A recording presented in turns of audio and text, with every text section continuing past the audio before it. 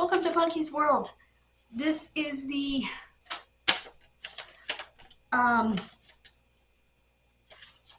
Extreme Rules review. First of all, out of 5 stars, I'd give it 4.5.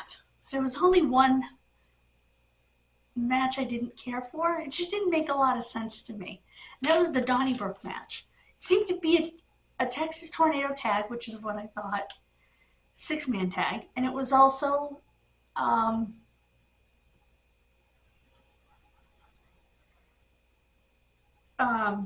like anything goes, no rules kind of thing. No disqualification. That's the word I was looking for. But it really, I mean, they told the story and everything. And you certainly got what the story is. But I just thought the match came off clunky. You know, like what is this? What is the stipulation exactly?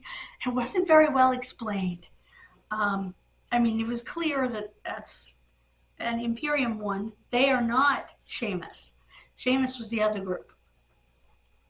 I was wrong about that. The Extreme Rules match between Ronda Rousey and Liv Morgan for the SmackDown Women's Championship was phenomenal. It was rough. It was tough. It was awesome. Rousey won.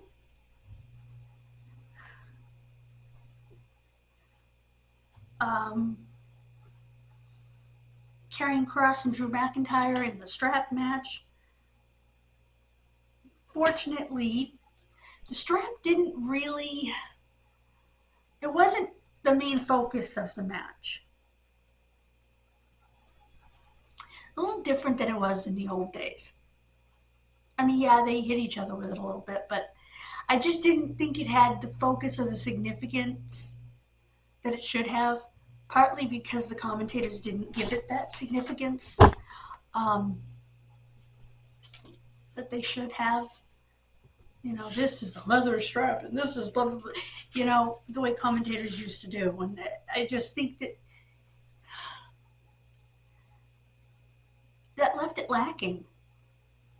But Karrion Kross went over Drew McIntyre when Scarlett Bordeaux pepper sprayed him in the face. So, that one's not over. The women's ladder match was probably the match of the night for the Raw Women's Championship between Bianca Belair and Bayley. The toughness of those two women. Unfreaking real. The toughness, the strength, the power. The story they told. I am telling you, that was the match of the night. Bianca Belair did win. One of the best ladder matches ever.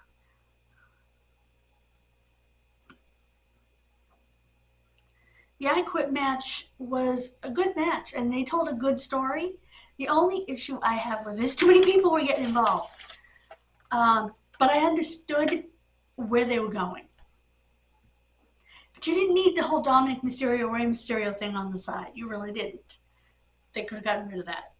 However, the rest of Judgment Day getting involved, Damian Priest, and Rhea Ripley, can see that. In fact, I have a feeling this is going to lead to a match between Rhea Ripley and Beth Phoenix.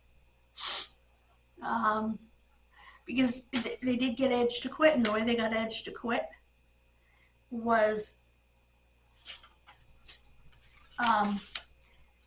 they were threatening a concerto on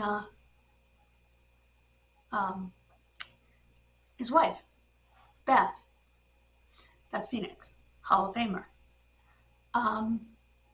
Rhea Ripley had knocked her out with brass knuckles. Then they put a chair under her head, and Rhea Ripley had one over her head. was holding one over her head, and he quit so she wouldn't do it, and she did it anyway. So, yeah. I think the match was phenomenal. Too much outside interference. But I know where the outside interference was going. I just don't think the Dominic and Ray needed to be involved. Um, it's just my opinion. Um, I think that the match itself was great.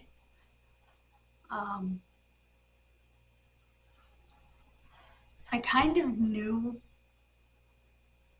that Beth was going to come out and kick Ripley's ass. When Edge was handcuffed, I knew it. Oh, well, Beth is going to come out and save his ass and you know, drill Ripley a new one.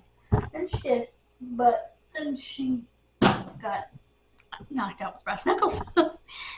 So yeah, that's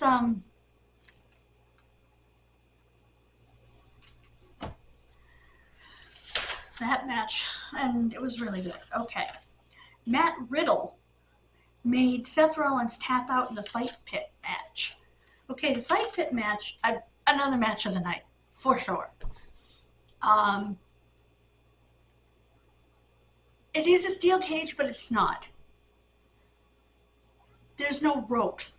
They bring the cage down, and there are rings at each corner, 2 rings at each corner that come down over the ring posts, and that's what holds it. It's a much more stable cage structure. I like it. And you can climb up onto this platform. I think they said it's 2 feet wide. And you can do anything you want up there, and you won't get counted down for the 10 count. Kind of a last man standing match in a cage.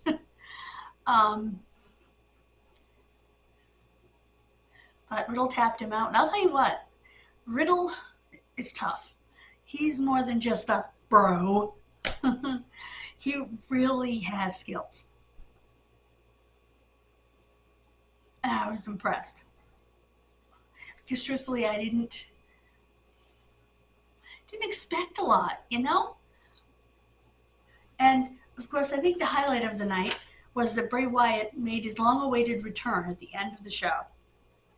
I just wish the promo package for that return wasn't so damn long and drawn out, because everybody knew. The crowd went absolutely berserk. They were going absolutely nuts. And it was like, will you bring him out already? He came out, he's wearing the funky mask, finally takes the mask off. You couldn't have heard yourself think in that crowd. Oh man. I have been live for a pop here and there that was unreal. When Dean Malenko took off the sequel play mask, it was like, was it sequel play? Something like that. He took that mask off, and I am in the center, and I am telling you, I have never witnessed live a pop like that.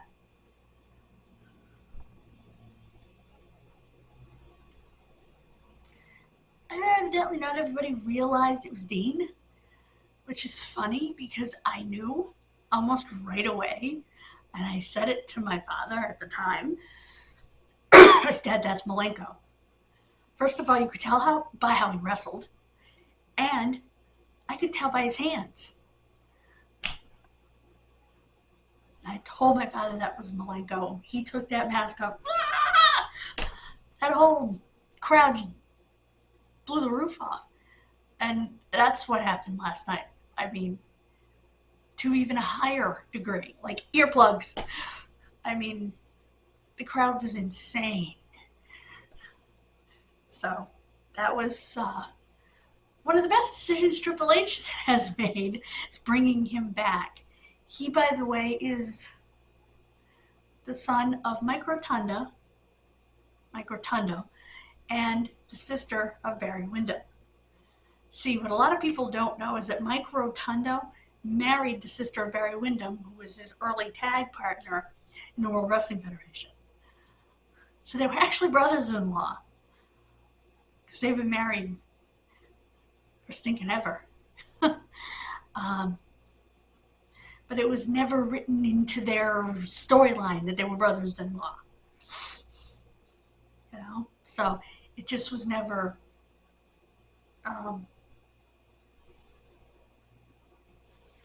talked about. But Bo Dallas and Bray Wyatt are his kids with her. And they're still together. They've been together for, oh God, could be 40 years. So, wonder how her dad felt about her marrying a wrestler. Although, because it was her brother's tag partner, although he wasn't his tag partner then. That was later. Because they've been married for a long time. Correct me if I am wrong here. But that is, as far as how long they've been married, that is why Bray Wyatt's real name is Wyndham Rotunda. He has his mother's maiden name as his first name, but they spelled it Wynndham instead of Wi.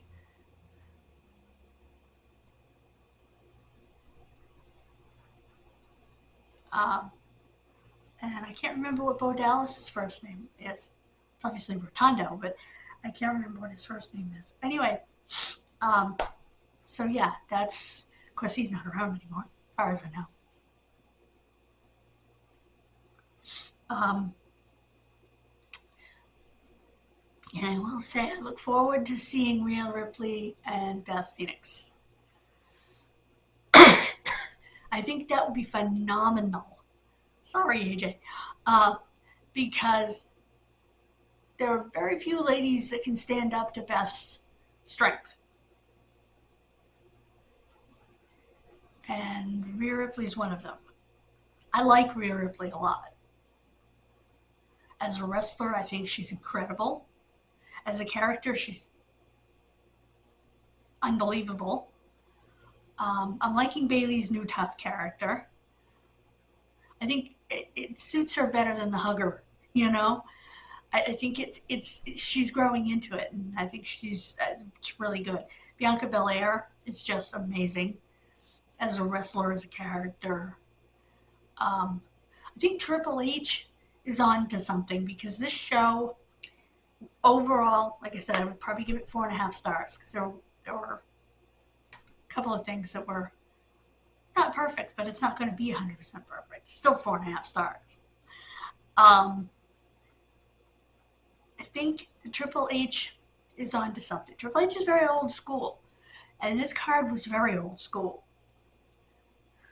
It was still the unique WWE flavor of unique Extreme Rules type matches and stuff like that. But at the same time, he's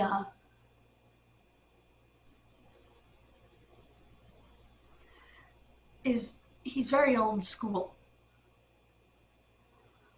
in what he likes and stuff. That's why he's bringing in the war games, things like that, so that,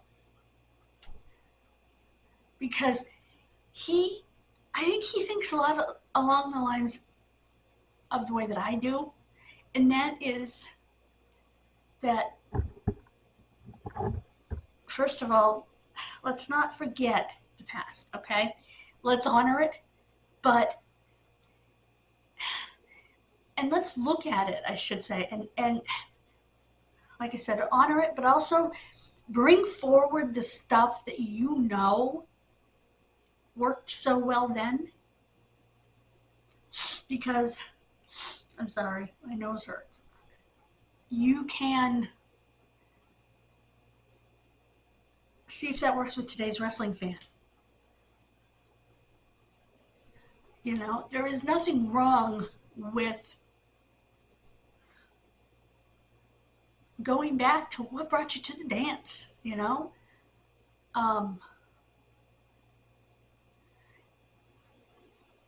There are certain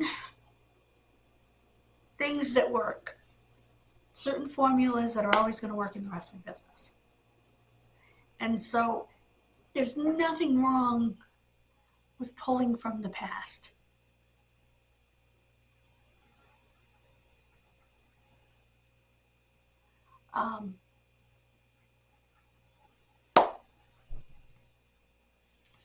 To come up with a good show. The next show is Crown Jewel, then the Survivor Series. Crown Jewel is going to be on a weird time of day because they're going to be in Saudi Arabia. I don't know any matches on that card except for the main event. The world champion. What in the heck? Oh, I gotta change my bed.